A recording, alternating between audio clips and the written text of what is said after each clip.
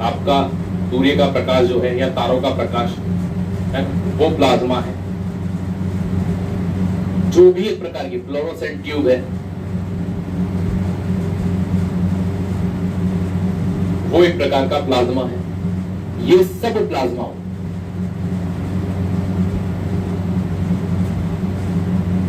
चल अगला, ठोस के कणों के संदर्भ में निम्न में से क्या सही है? जो सही है वो फटाफट बता दो ताकि हम आगे बढ़े। चलो, ये यादृच्छिक रूप से गतिशील होते हैं।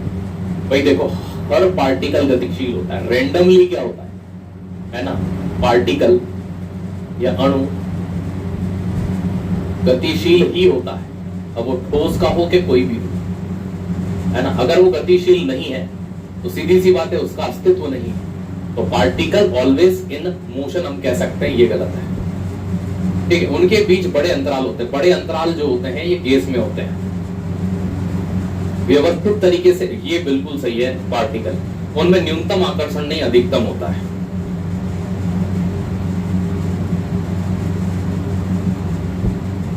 ठीक है, चलिए अगला। अभी तक वैज्ञानिकों द्वारा देखो, वैज्ञानिकों ने टोटल कितनी ज्ञात कर ली है? 5। ठीक है, लेकिन मूल अवस्था कितनी होती है ना? मूल मतलब फंडामेंटल, जो मेनली पाई जाती है।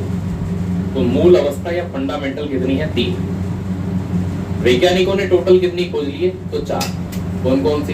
ठोस, द्रव,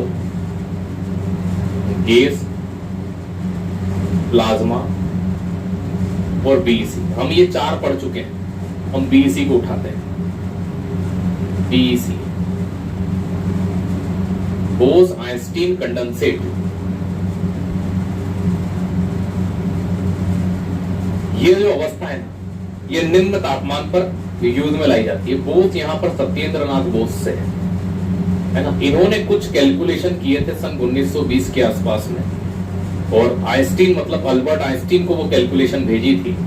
तो इन्होंने उन कैलकुलेशन को क्या किया था? मान्य कर दिया था। तो इन दोनों के नाम पर इसे बोस-आइंस्टीन कंडेंसेट कहा जाता है।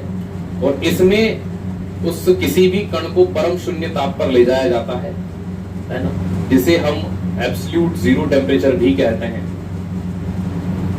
तो जब किसी को हम एब्सोल्यूट जीरो टेम्परेचर की ओर ले जाते हैं, मतलब कि 0 डिग्री केल्विन या फिर -273.15 डिग्री सेंटीग्रेड तक, इसके बाद जो पार्टिकल होते हैं वो मूवमेंट नहीं करते हैं। यहीं पर कुछ स्पेक्ट्रम्स प्राप्त होते हैं, उनके अध्ययन के लिए इसका यूज किया था।